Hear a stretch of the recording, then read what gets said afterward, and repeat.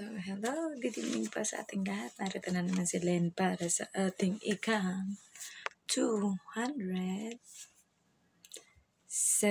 day na ating share ng devotion video. And thanks God po because today ay tayo ay nagkaroon ng annual equipping conference. Thank you, Lord, sa aking mga amo na pinayagan nila akong lumabas kahit maaga tayong umuwi. But thanks God because very educational and spiritual educational and financial educational din yung ating na-attenda na conference kanina sa church sa Alive in Christ. So, it was a privilege na tayo din yung isa sa naging tagapaghatid ng ating guest speaker sa Yunlong Outreach. So, dahil first time na pumunta ni Pastor Ricky sa ating Alive in Christ Church Yunlong Outreach, ang inyong lingkod po ang naatasan na maghatid sa kanya. And ayun, hindi ko na nga lang naabutan yung mga panghapon nating speaker dahil kailangan ko ang makauwi at magluto ng food para kay Lola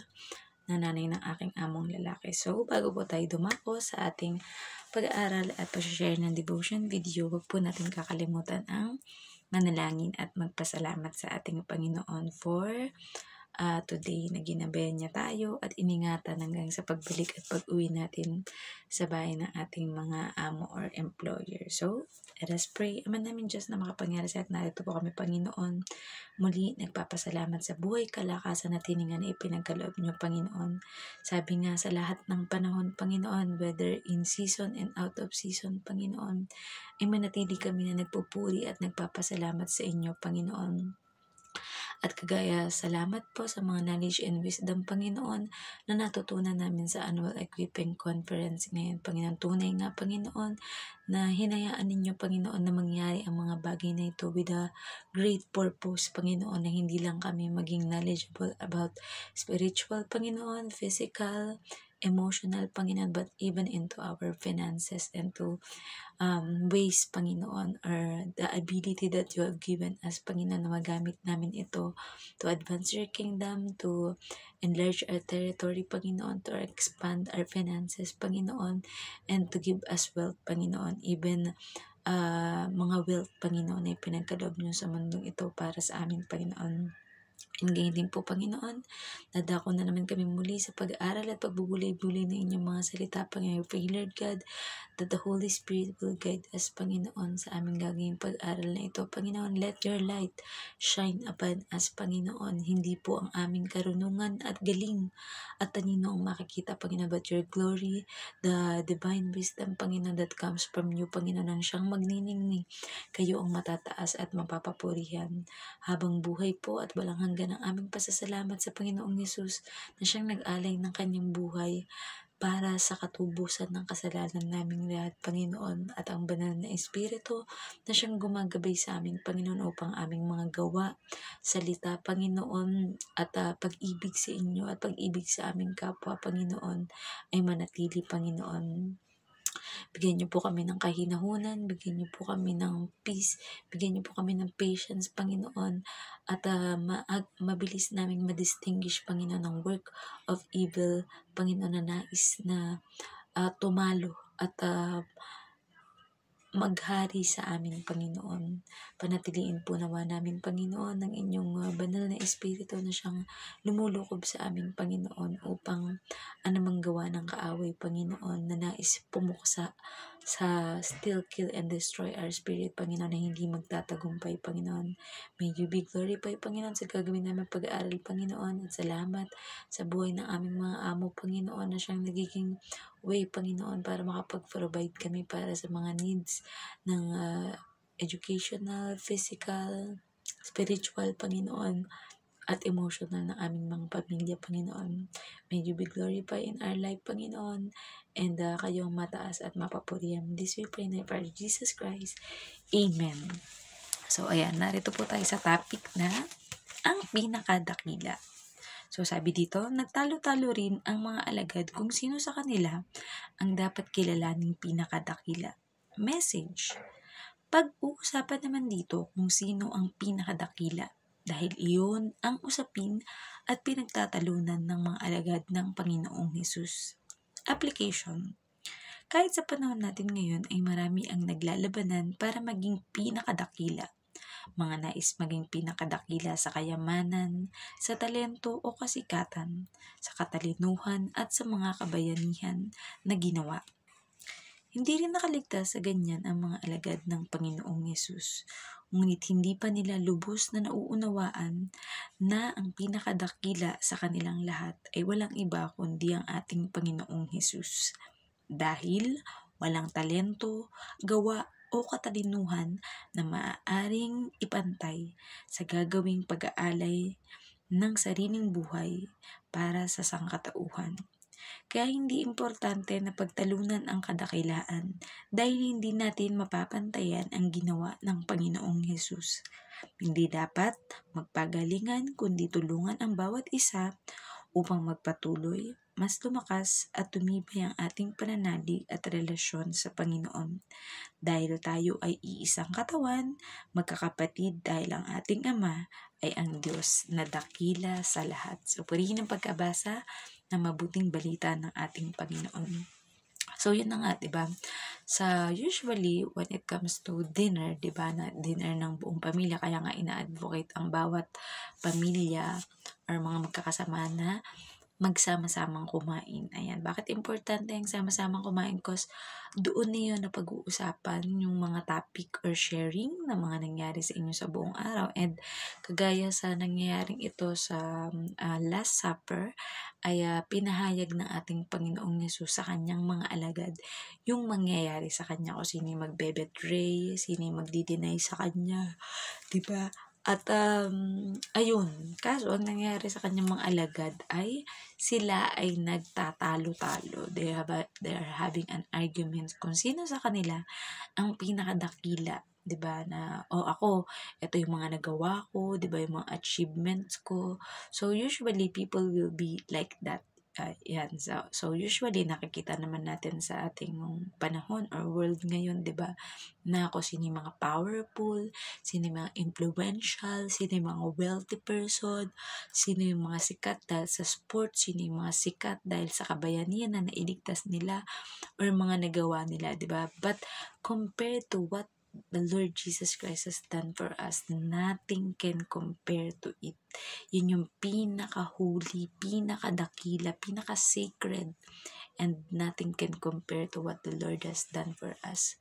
Dahil hindi lang isang buong lugar o isang buong bansa yung dapat na makaalam ng greatest thing na ginawa ng ating Panginoon, kundi the whole world, the whole creation, because God created the world through His Son, Jesus Christ, diba? Yung sabi nga sa John 1:1, in the beginning was the Word, and the Word was with God, and the Word was God, and it dwells among us, diba?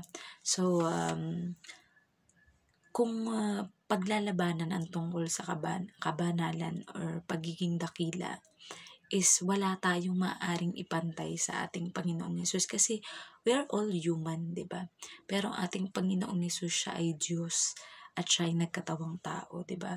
Kaya kumbaga siya yung talagang the image of the invisible God na hindi natin nakikita, di ba? In statue, in power, in way of pakikisama and loving, understanding, and forgiving all the people in all our sins, diba? So, si Jesus lang talaga yung best example, diba? Kung if ever na meron man tayong mga magiging topic or pag-uusapan bilang magkakapatid sa pananampalataya at sa bilang magkakapatid, dahil di ba sinabi nga dito sa last part that God is our Father and we are His children, especially those who accept and believe in the Lord Jesus Christ as the begotten Son of our Lord God, and He is the one who sacrificed and gave His life for us, diba? Na kung saan, imbes na mag-away-away, magtalo, mag-argument about pagalingan, why not na mas gawin natin is helping each other. If we see some of our fellow men, some of our friends, some of our churchmate that is losing their hope, na sa tingin niya ay siya'y mahina, tingin niya ay wala siyang kwenta, tingin niya ay hindi siya kagamit-gamit para sa gawain ng Panginoon. Let us be the encourager. Let us help that person para sa gayon ay ma-boost yung kanyang tiwala sa magagawa ng Diyos sa kanyang buhay. Tiwala na ang Diyos ay may gagawin to improve his or her life, and especially for all of us to be joined together. Kumbaga, there will be unity.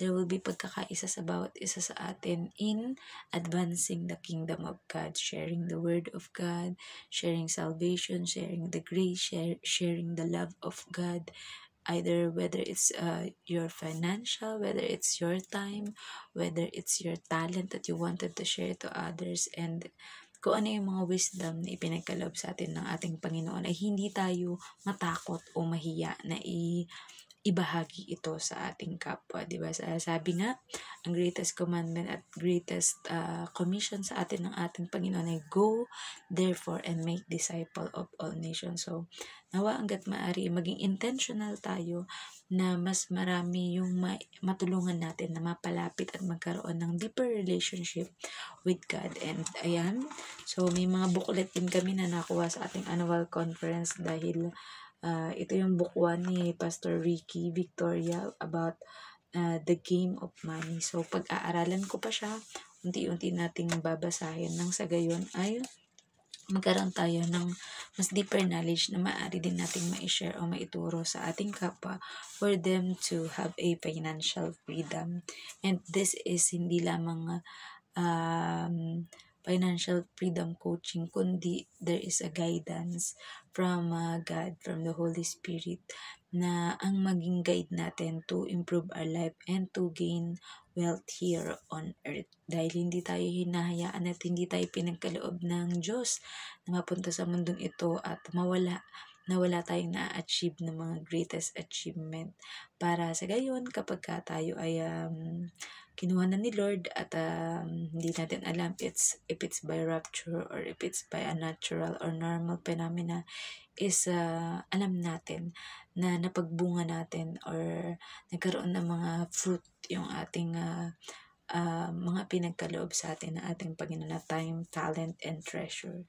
So, nawa po ay may natutunan kayo sa ating share ng devotion video that if you want to be the dakila, ayan, wag nating isipin na tayo ay dakila dahil ang pinakadakila sa lahat ay walang iba kundi ang ating Panginoong Jesus lamang at ang ating Diyos Ama. So, let us all pray and let's thank God for the lesson that we have learned today. Ama namin Diyos na makapangyarihan sa muli, narito kami at nagpapasalamat, Panginoon.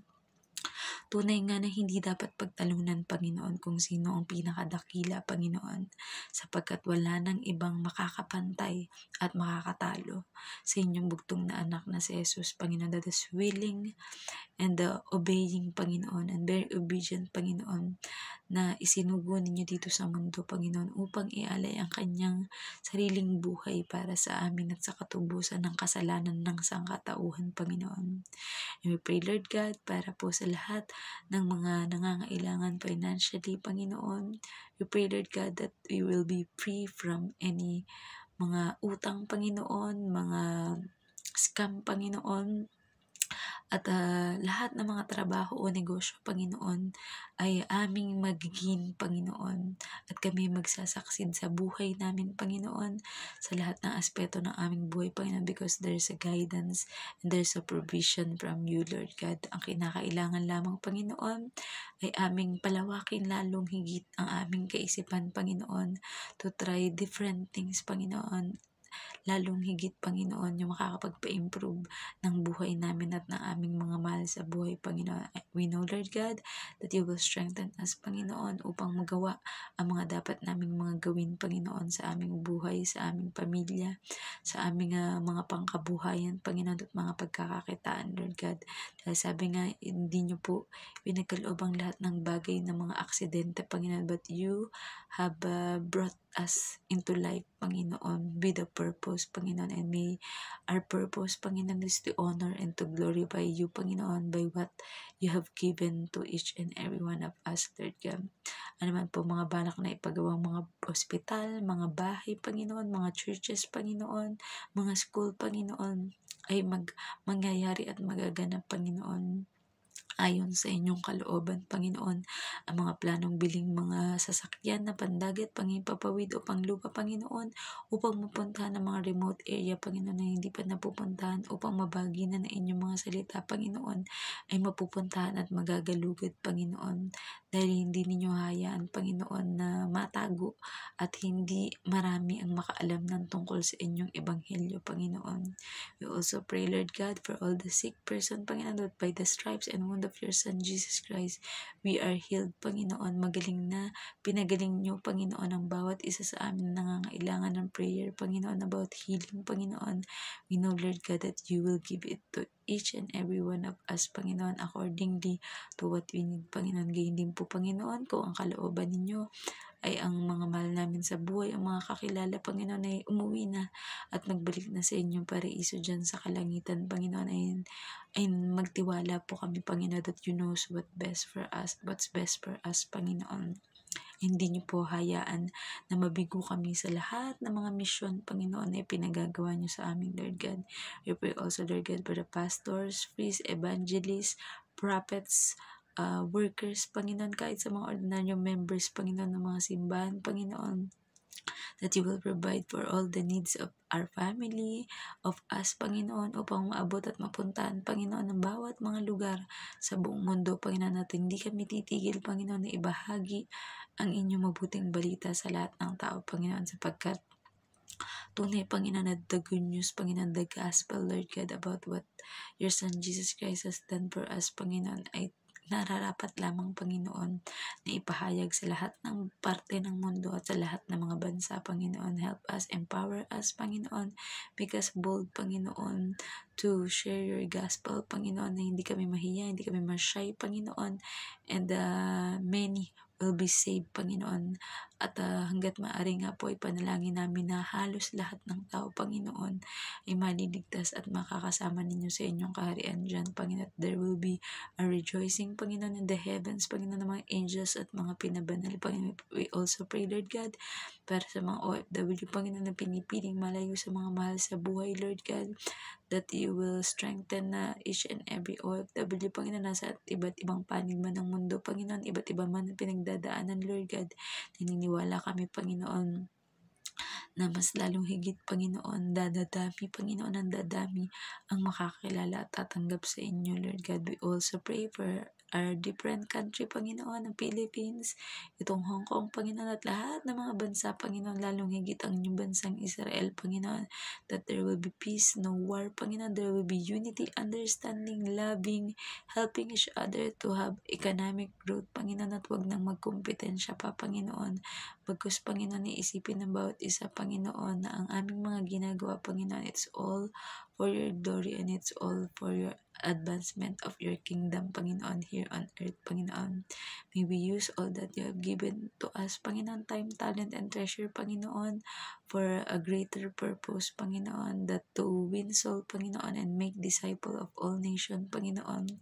And magugo kami, Panginoon, sa anumang mga gawain, anumang mga bagay, Panginoon, na ipagagawa niyo, Panginoon, upang mas lalong higit, Panginoon, na dumami, Panginoon, ng mga believers of you, Panginoon, followers of you, Lord God, and discipling, Panginoon, each other, Panginoon. We also pray, Lord God, na ano pa man mga deepest prayer, Panginoon, na hindi namin nabanggit dito, alam namin nakaabot na sa inyo, Panginoon, and you will the one who will bless all our plans, all that we wanted in our life, in family, Panginoon, and in ministry, Panginoon.